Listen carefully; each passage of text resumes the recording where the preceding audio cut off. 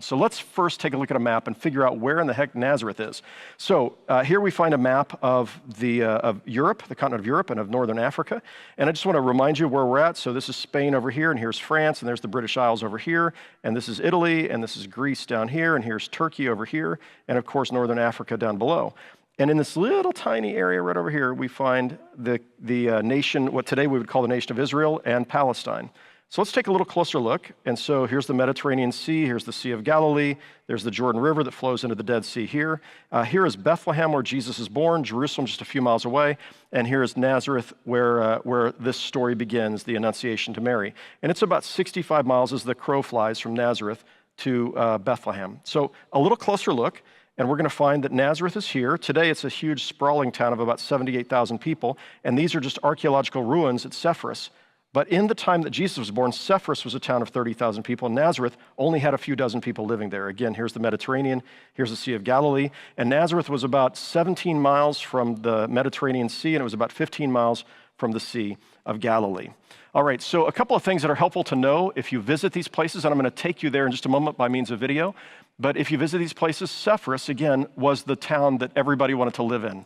All right, it was 30,000 people who lived there at the time. It was known as the Jewel of the Nile. Nazareth, virtually nobody had ever heard of. It was a tiny little town, what we might call a podunk town. And so this town, 3 miles from Cephalus had fabulous schools and shopping and theater and all of these wonderful things there. Nazareth had nothing. In fact, there's evidence that the people who lived in Nazareth might have lived in caves, which was the cheapest form of housing in the time that Jesus was born. So several dozen people, maybe as many as 100 or 200 people who lived there in the time of Jesus. So in order to get really why the story tells us this happens in Nazareth, we need to understand a little bit more about what it felt like to be from Nazareth. So let's start with Cephalus. And I want to show you a little video we shot a few years ago of the beautiful town of Cephalus. Take a look. And here you see, these are the streets where people are walking, the main streets that were shopping on either side of the street. These are the foundations and the floors of the luxury villas where people lived. You can see the beautiful tile mosaic floors.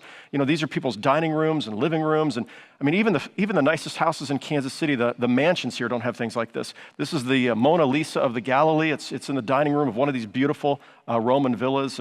And so, you know, this is where you wanted to live. It was beautiful. It was fantastic. And then there was Nazareth a few miles away. It was the other side of the tracks. And when you think about the other side of the tracks, again, you know, we think about the people who might have lived there and where they lived, and these were likely uneducated people. They were poorer people. Many of them were the folks who were servants to the people who lived in Cephalus. Among them, at least after Jesus was born, was a man named Joseph, who becomes Jesus' earthly father.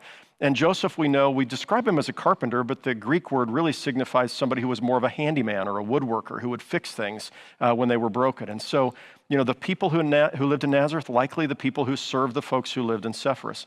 Now, in the first century, there were 2 known lists of all of the towns and villages in the northern part of the country, in the Galilee. That's the entire region where the Sea of Galilee is located. There were 2 lists, one from the Hebrew Talmud, and there were 63 towns mentioned there. One comes from Josephus, the first century Jewish historian who writes for the Romans.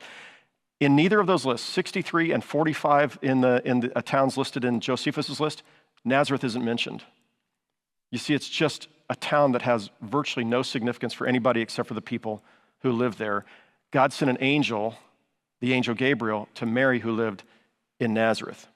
And just to give you one more sense of this, you know, for the people who did know about Nazareth, the statement of Nathanael, 30 years after Jesus was born and he begins calling disciples, and somebody comes to Nathanael and says, "Hey, we've met the Messiah, it's Jesus of Nazareth." And you may remember his response. He simply says, "Can anything good come out of Nazareth?"